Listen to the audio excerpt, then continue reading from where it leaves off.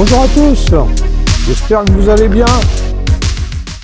Aujourd'hui, le sujet de la vidéo va être: est-ce que tu as le droit d'apprendre à te défendre?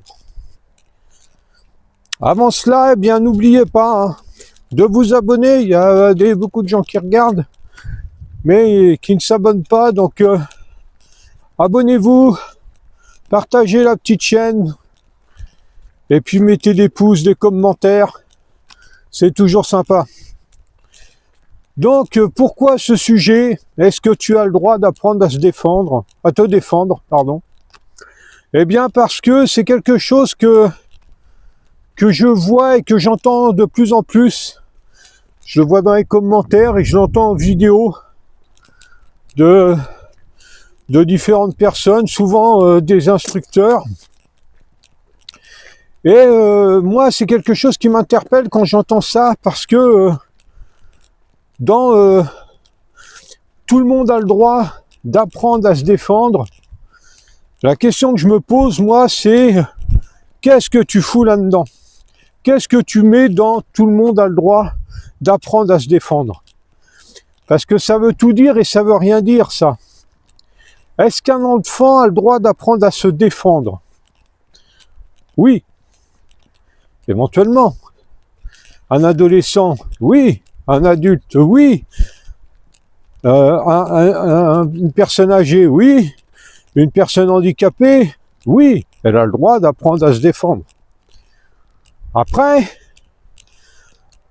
est-ce que c'est pour ça qu'il faut lui faire miroiter l'impossible?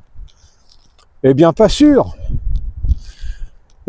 Apprendre à se défendre une personne handicapée face à un couteau, est-ce que c'est crédible? Pour moi, pas vraiment.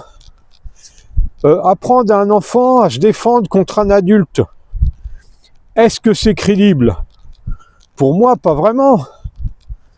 Est-ce que apprendre à une femme qui a jamais été sportive, qui a jamais pratiqué de sport de combat, qui a la cinquantaine, lui apprendre à se défendre sans lui parler que si elle tombe sur un gros gabarit qui est un petit peu, un petit peu motivé, elle va se faire éclater.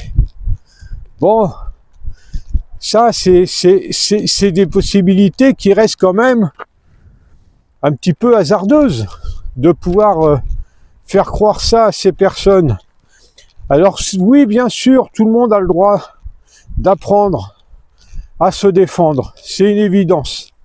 Encore faut-il que le choix de la discipline soit le bon, encore faut-il que le discours que l'on apporte soit le bon, et encore faut-il que les techniques apprises à ces personnes soient les bonnes.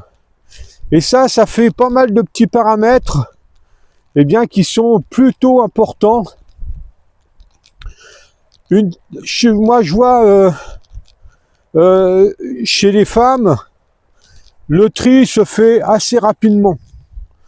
Le tri se fait à quel moment? À la première tartine. C'est simple. La première tartine appuyée, le tri est déjà fait. Donc une fois que ça c'est fait, eh bien ces personnes-là, elles peuvent aller voir dans d'autres écoles de self-défense, où peut-être que la tartine elle sera moins appuyée, mais est-ce que c'est là vraiment qu'elles seront dans le réel de la violence de la rue? Eh bien, je suis pas sûr. Ça leur donnera de la confiance, c'est sûr, mais le but, c'est pas que de la confiance. Le but, c'est d'être efficace. Même si la confiance intervient, mais si tu n'arrives pas à être efficace, eh bien c'est problématique. Et l'efficacité, elle peut pas arriver sans prendre de tartines. C'est pas possible. On peut pas être efficace sans mise à l'épreuve.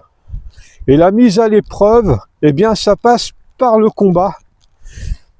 Et quand on fait du combat, eh bien, je parle pas de, comme je dis souvent, je parle pas de s'arracher la tête, c'est pas ça que je veux dire. quand on arrive à un certain âge, les séquelles, même étant jeune, mais disons à un certain âge, les séquelles peuvent être quand même importantes.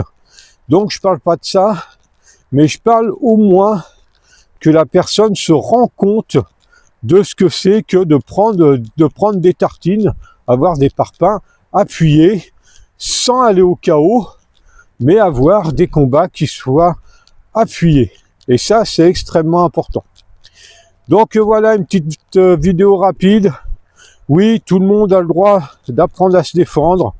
Encore faut-il que ça soit dans la bonne discipline, avec le bon langage, et avec les bonnes techniques, et avec un vrai langage de vérité. Ça, c'est aussi extrêmement important.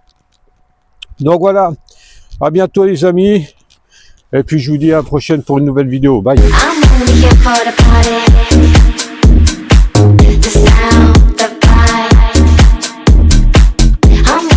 For the